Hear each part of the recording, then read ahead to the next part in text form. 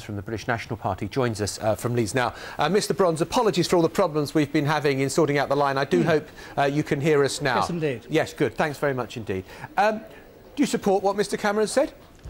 I think that it's an example of utter hypocrisy and utter dishonesty. His party has been in government for 36 years since the Second World War.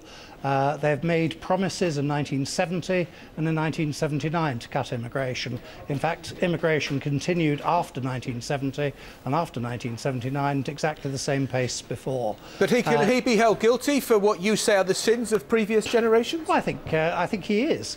The point is that his whole language is dishonest. He talks about tens of thousands, and of course he's being criticised by his Liberal partners, but those tens of thousands are net immigration. So in other words, if there should be, for example, 50,000 British people emigrating, he would be quite happy for, say, 70 or 80,000 people to come in.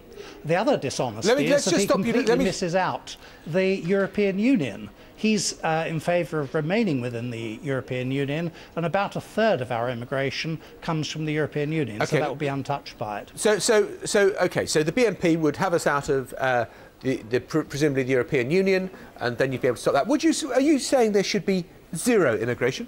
Virtually, yes.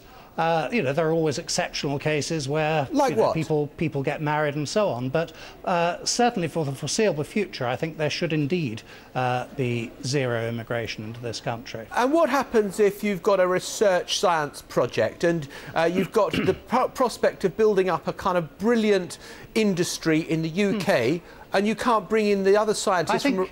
Yes, I think if there's a skills shortage in this country, and they claim there is, then that's an indictment of our education system. What we ought to be doing is training our own people to fill that skills shortage. Yes. In the meanwhile, there are already skilled people from abroad, and nobody's suggesting they should be shown the door tomorrow.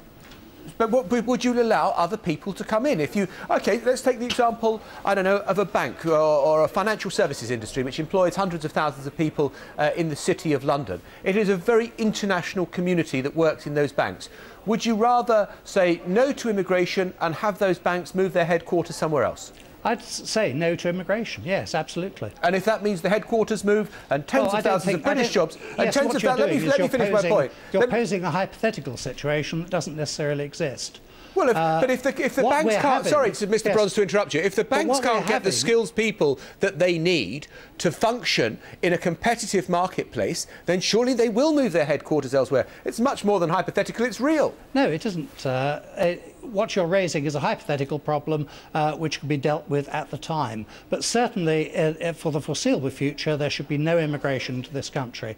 If there are skills shortages, our education system can make up for that shortage. Mr. Cameron talks about stopping immigration, but in fact, if you look at the small print, he's got no intention of stopping EU immigration. He's no intention of stopping immigration that is matched by the emigration of our own people.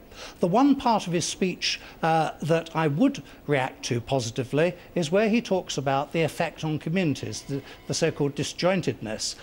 For the first time, he's recognising that immigration doesn't only have economic effects, or if you like, geographical effects, but also sociological effects, where people feel alien in the communities in which they live.